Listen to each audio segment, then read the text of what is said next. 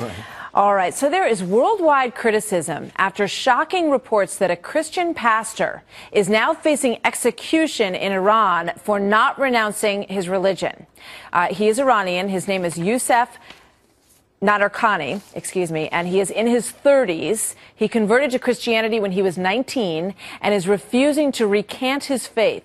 House Speaker John Boehner is one of the strongest voices in this case, and he is demanding the release of this pastor. And he says this: I urge Iran's leaders to abandon this dark path and to spare Nadarkhani his life and to grant him a full and unconditional release.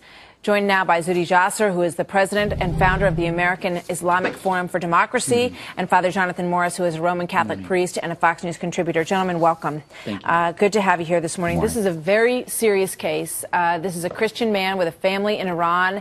He runs a house church because he can't build his own chapel in that country, so they go from house to house, and he's had a growing following, and that may be why he's getting a lot of attention here. Zuhdi, you want to take that on first?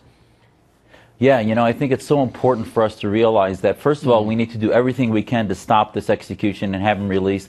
I applaud Boehner's, Speaker Boehner's courage in bringing this issue up. I expect Secretary Clinton to make a statement. The president would be important to make a statement, because this is one case of many. It's the tip of the iceberg of hundreds. There are over 200 people in Iran arrested for evangelizing in just the last 6 months. And the issue of apostasy and the penalties against it and those that speak out speaks to the deeper problem of the fascism of theocratic states like Iran that persecute minorities like Baha'is and Christians, persecute moderate Muslims. I mean, Martha, his attorney is actually a Muslim that's been disbarred for trying to help Christians like Youcef in order to be free. And what happens is apostasy is sort of like committing treason against the Islamic State. So until groups like ours and others get a platform to say that, you know what, you need to separate mosque and state and stop this program of Sharia that indoctrinates youth. Remember, this minister, what really got the government upset in Iran was that he didn't want his children indoctrinated by the Iranian government. So he spoke up and is trying to make a stance against them. Yeah. And this is why they're trying to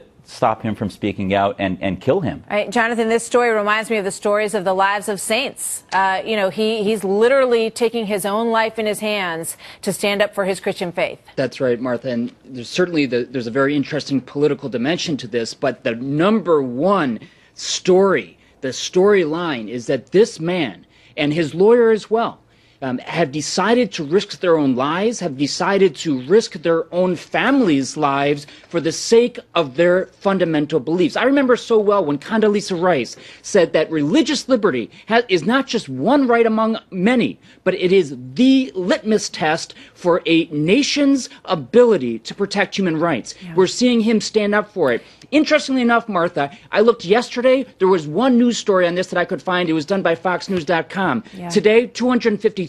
It means the media standing up and saying this is shameful. And hopefully not just Speaker Boehner, but the President of the United States and the free world will stand up to the UN and say, we will defund you unless you start standing up for the lives of these people. I mean, you think about the outcry for Troy Davis, who was executed recently. Stories everywhere about that, and understandably so, okay?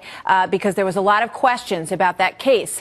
But shouldn't we be as fired up about this case, which provides us in a macabre way an example to show what we stand for in terms of human rights and faith as a country? How can we expect something from the White House and from Hillary Clinton to speak out in this case, Zuhdi?